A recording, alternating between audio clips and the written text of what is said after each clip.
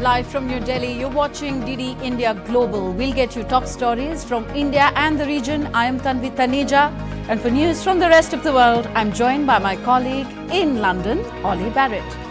How are you, Ollie? Very well, thanks, Tanvi. It's 12:30 p.m. here in London, 1:30 p.m. across Central Europe.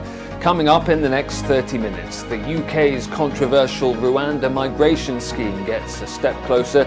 Earth Day is marked around the world, and Europe is getting hotter and hotter. First, the headlines. EU foreign and defence ministers meet in Luxembourg, bolstering air defence for Ukraine, and Iran sanctions likely to dominate the agenda. UK Prime Minister Rishi Sunak sets out his flagship policy plan to tackle illegal migration, says first flight carrying asylum seekers to Rwanda will leave in 10 to 12 weeks. It is now time for the House to pass our Rwanda legislation, and no more prevarication, no more delay. And world celebrates Earth Day. UN Chief Antonio Guterres calls for united efforts to save the planet. US President Biden announces $7 billion in grants for residential solar projects.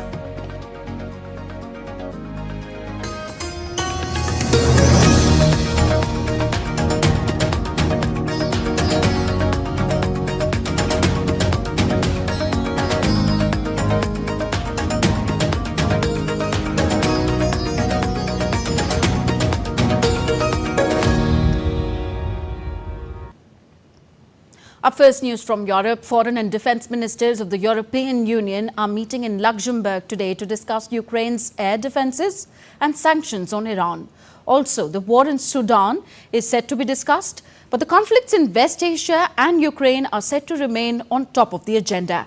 The meeting comes at a crucial time when the US House of Representatives has passed a new bill unlocking over $60 billion aid to Kiev. The bill now proceeds to the upper chamber called the Senate, which will begin considering the bill on Tuesday. I'm sure that today we will have a conversation and a lot of happiness about the US decision that has been made. And indeed, at this point, I can say that we dodged a historic bullet. But unfortunately, many more bullets are on the way.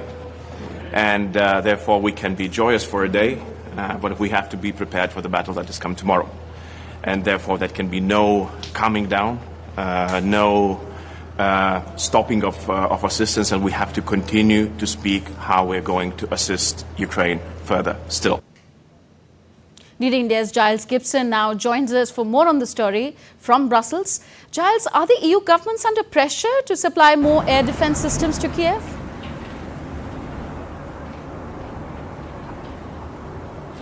Well, they certainly are under pressure. I was at the G7 foreign ministers meeting last week on the Italian island of Capri.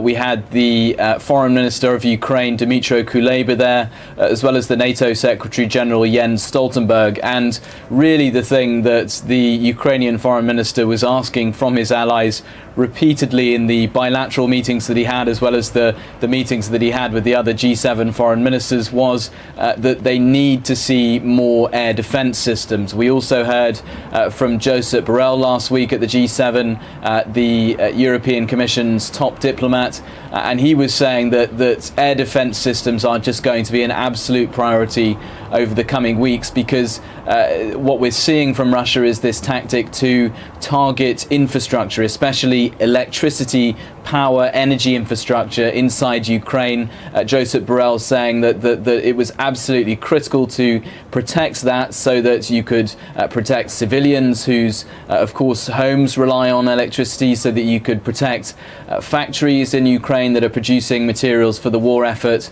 plus troops on the front line, of course, can't operate many of their systems without electricity as well. So that was the message that we were getting at the G7 from both Josep Borrell, the EU's top diplomat, as well as the Ukrainian foreign minister, and once again with these talks in Luxembourg between foreign and defence ministers from the EU, we will certainly see a very strong focus on that as well. EU already has multiple sanctions against Iran. What can we expect today? We are expecting the EU to announce a fresh round of sanctions against Iran. This is what we're hearing. We are still waiting for confirmation of this, which will come at a press conference, an announcement towards the end of the day. But we are expecting them to extend some sanctions that were initially targeted against Iran back in 2022, focused on the transfer or the supply of drones to Russia for its ongoing war in Ukraine. We are expecting those to be extended to missiles, that reflecting the fact that we saw that Iranian drone and missile strike on Israel, on Israeli territory just over a week ago. The EU looking to respond very strongly to that and send a similar message that we saw at the G7 last week from the US and the UK, who also introduced sanctions against Iran on the sidelines of that meeting. Just worth noting that we do not expect the EU to place sanctions directly on the Iran or the Iranian Revolutionary Guard Corps. That is something, an organization that has been sanctioned by Washington, but the way that the European Union works in terms of sanctions, there would need to be an individual national government sanctioning the IRGC first before EU-wide sort of sanctions could be brought in. So that's what we're expecting, sanctions targeting the missile program in Iran, but not the IRGC. Okay. Thank you very much, Giles, for those updates. Russia's Foreign Minister Serge Lavoro on Monday warned that the US, the UK and France's support to Ukraine is increasing the risk of conflict among nuclear powers, adding that the West is obsessed to strategically defeat Russia. The Westerners are teetering dangerously on the brink of a direct military clash between nuclear powers, which is fraught with catastrophic consequences. Of particular concern is the fact that it is the troika of Western nuclear states that are among the key sponsors of the criminal Kyiv regime, the main initiators of the various provocative steps. On US's approval of more than $60 billion in new aid for Ukraine, Russia said this won't change the military situation in Ukraine, citing Moscow has an upper hand on the front lines. On Monday, Kremlin spokesman Dmitry Peskov said more US weapons for Ukraine will only lead to more losses for Ukrainians, adding much of the fund will remain in America.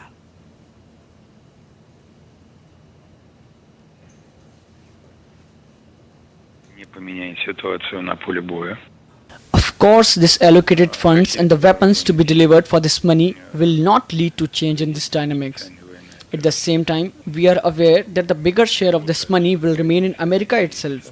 America will become richer and earn additional dividend providing aid to Ukraine. This means nothing changes in principle.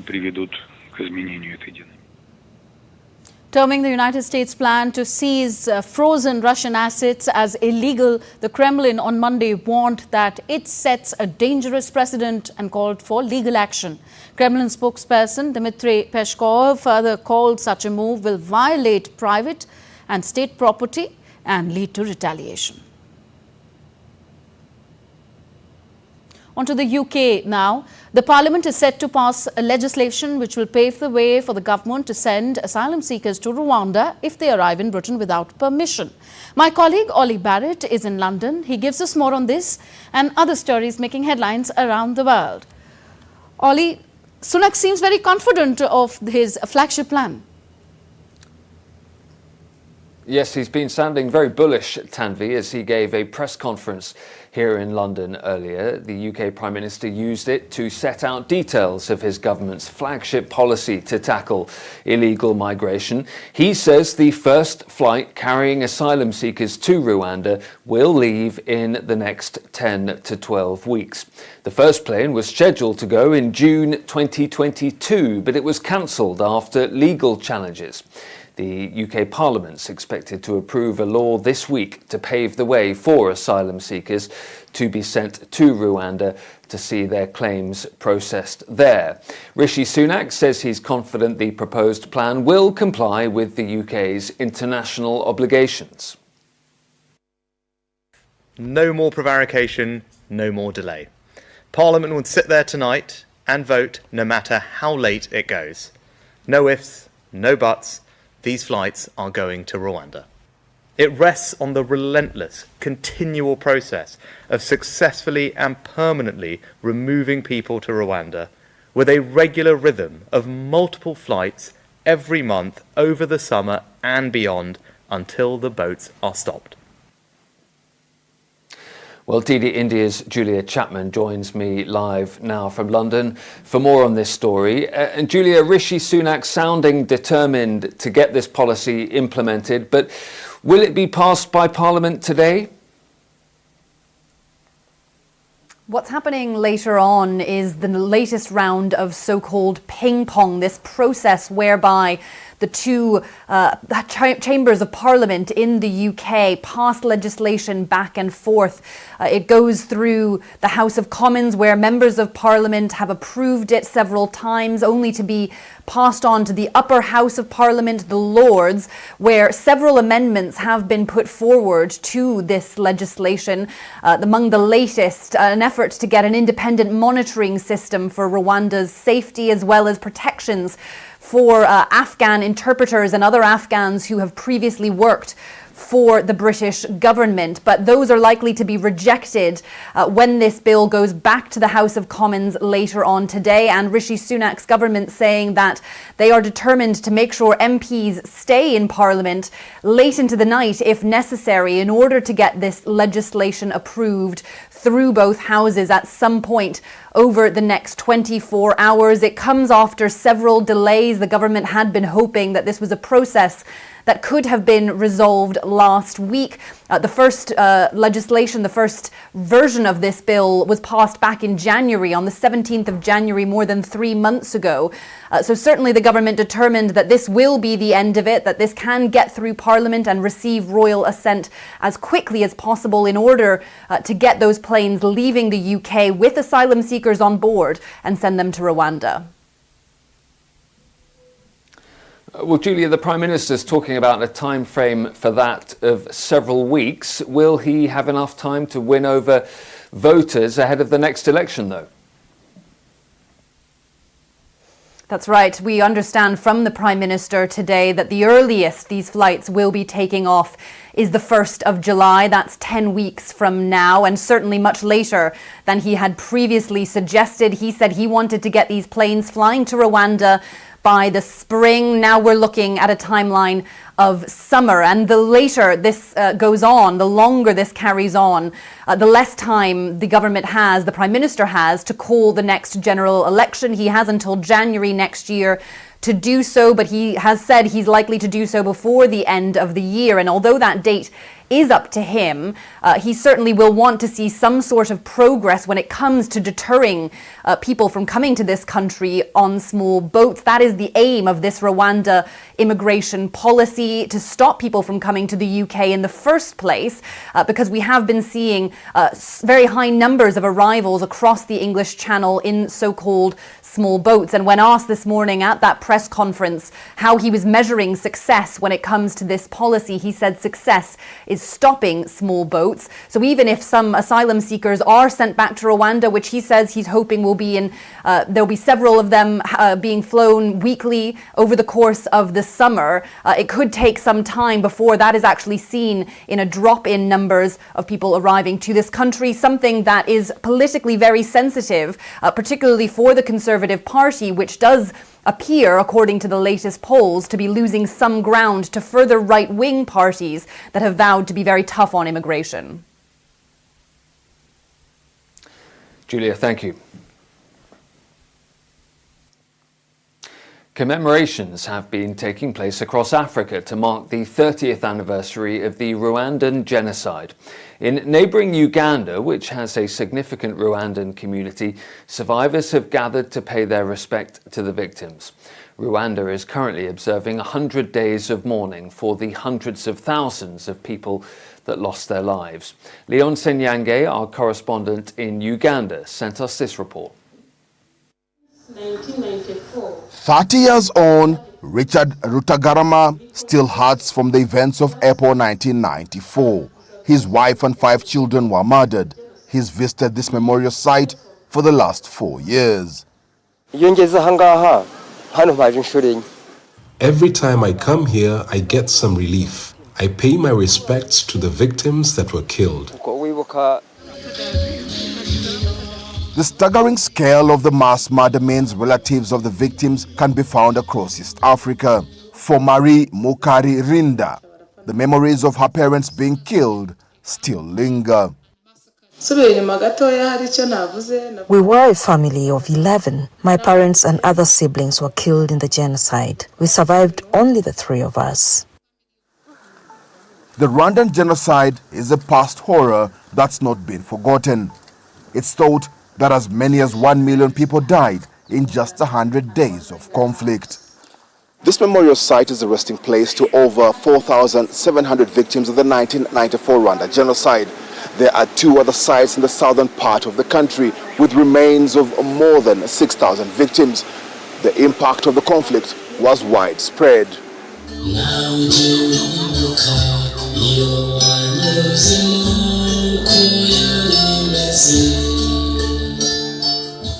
Many Rwandans fled to neighboring Uganda to escape the bloodshed.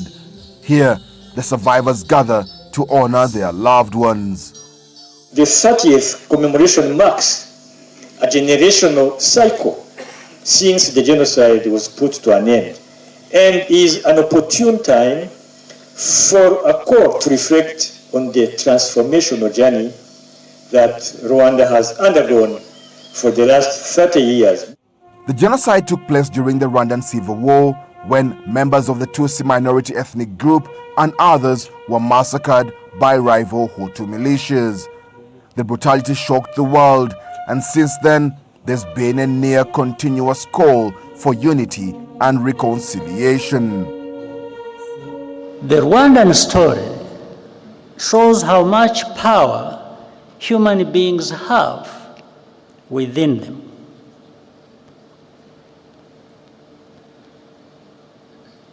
Whatever power you do have, you might as well use it to tell the truth and do what is right.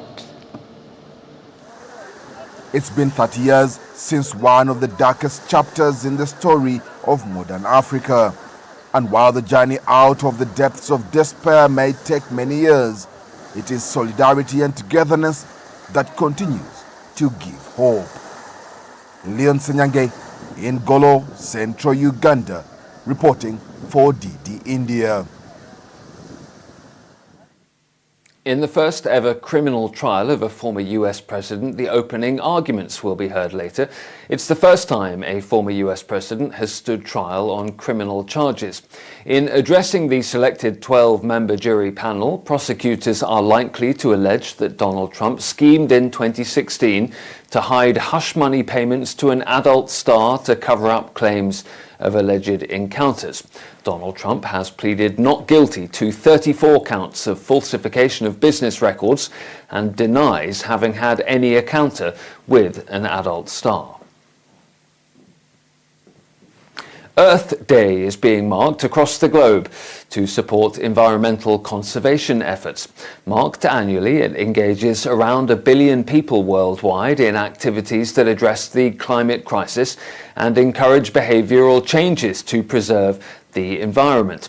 This year, the theme of Earth Day is Planet versus Plastics, which calls to advocate for widespread awareness on the health risks of plastics and rapidly phase out all single-use plastic. Celebrating Earth Day, search engine Google has shown aerial views of Earth's natural biodiversity.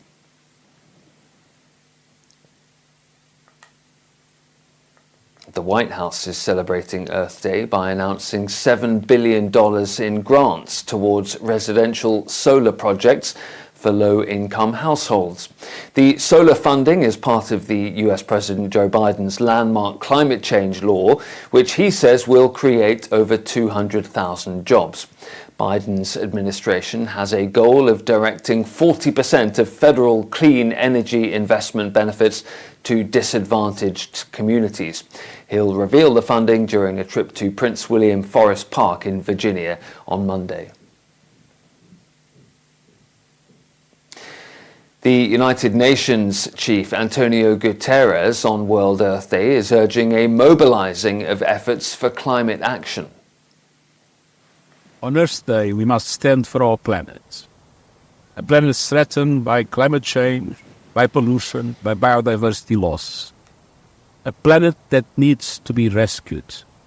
So we must unite, and we must mobilize all our efforts for climate action, to protect biodiversity, and to support all those, namely the indigenous communities, that are teaching us how to take care of planet. Europe is heating up faster than any other continent, and that heat is killing large numbers of people during the summer months.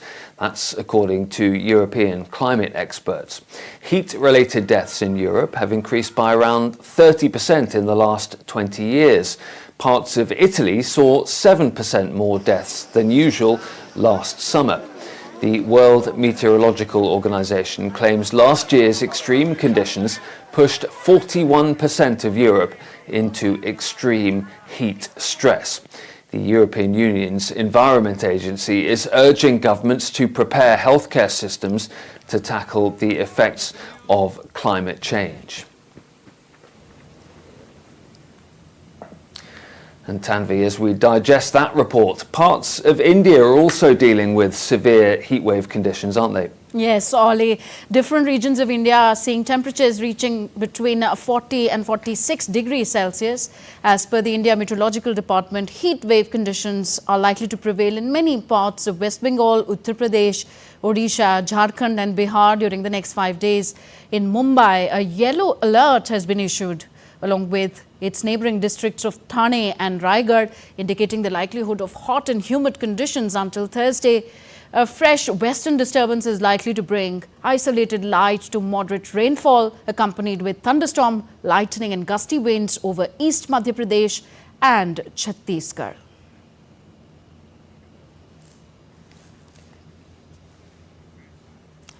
All right, Ollie, as the world is experiencing very extreme weathers, it's a united call, as was the words of Antonio Guterres, that we have to act, unite and act. Thank you very much, Ollie. Ollie Barrett joining us all from London. Still to come on DD India Global. Maldives voters hand President Mohamed Muizzu party a landslide win at parliamentary elections. And India is exceptionally proud of D. Gukesh as he becomes the youngest ever World Chess Championship contender.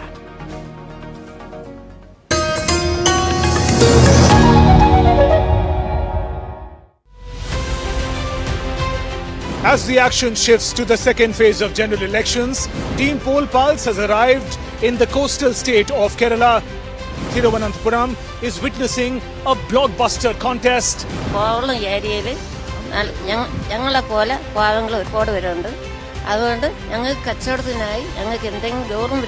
We are seeing the election, the general election 2024, not only as a testament to the biggest or the world's largest democracy, but also this we are seeing a road opening to the growth, especially on the economy side and especially onto the side of technology, innovation, startups. Join us as we track the pulse of Indian democracy.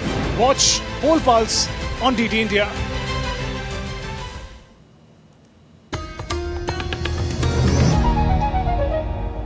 Welcome back. You're watching DD India Global. I am Tanvi Taneja. In the latest Kwakwareli-Simons QS World University Rankings, Indian universities have made significant progress. The president of Kwakwareli-Simons in a post said that this year Indian universities demonstrated the highest performance improvement among all G20 nations. He further said India's higher education progress globally has undoubtedly been aided by visionary policies such as that of the National Education Policy 2020, spearheaded by Prime Minister Narendra Modi. And next we get you the latest buzz on India's elections.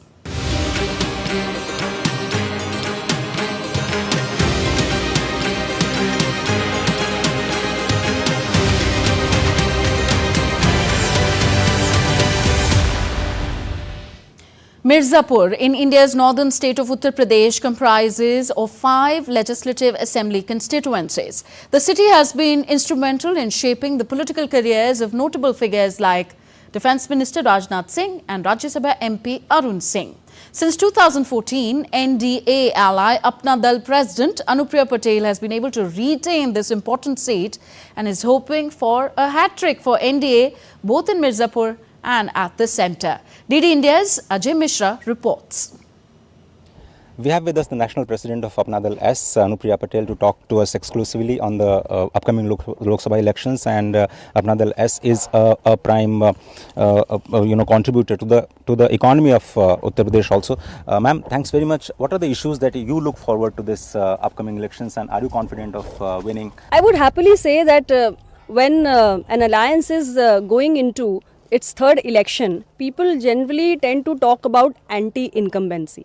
But this is a government where you would see that there is no anti-incumbency, but there is pro-incumbency. Why? Because when we go to our electorate, we go with our report card. So we talk about our achievements and whatever we have done for the country in the past 10 years. And whether it is the front of economy, or it is our international prestige, or it is country's security, every front, Modi ji's leadership has brought the country into a new era, and which is why our development model is being liked by people at large. And I think this is the core issue. This is our report card with which we are entering into this third election. Thanks very much, ma'am. So this was Minister Anupriya Patel, who is confident of winning this constituency for the third time consecutively. This is Yogesh Tiwari in Mirzapur.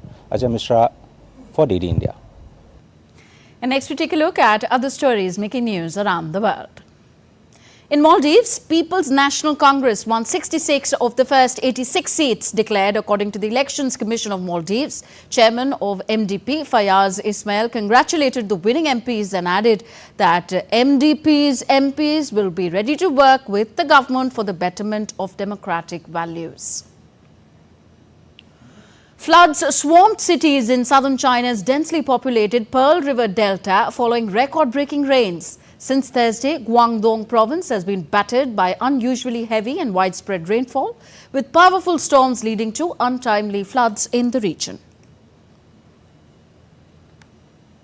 Indian chess prodigy D. Gukesh scripted history by becoming the youngest ever champion of the FIDE Candidates Tournament. Gukesh secured a draw against Hikaru Nakamura with black pieces in round 14 to ensure his title win. He has become the second Indian to qualify for the World Championship final after Vishwanathan Anand. The 17-year-old has qualified for the World Championship final where he will face China's Ding Liren. He's become the first teenager to reach the summit clash of the chess's biggest prize. So India is exceptionally proud of D. Gukesh. That's all for this edition of DD India Global. Do join us for another edition of the show live from Washington DC at 7:30 p.m. Indian Standard Time. In the meantime, do let us know your thoughts on the news of the day. And for those on the go, you can get the latest news and updates from India and across the world on our DD India mobile app. The app is available on both Android and iOS platforms. You can scan the QR code on the screen to download now. We'll be back with more news as it breaks here on DD India.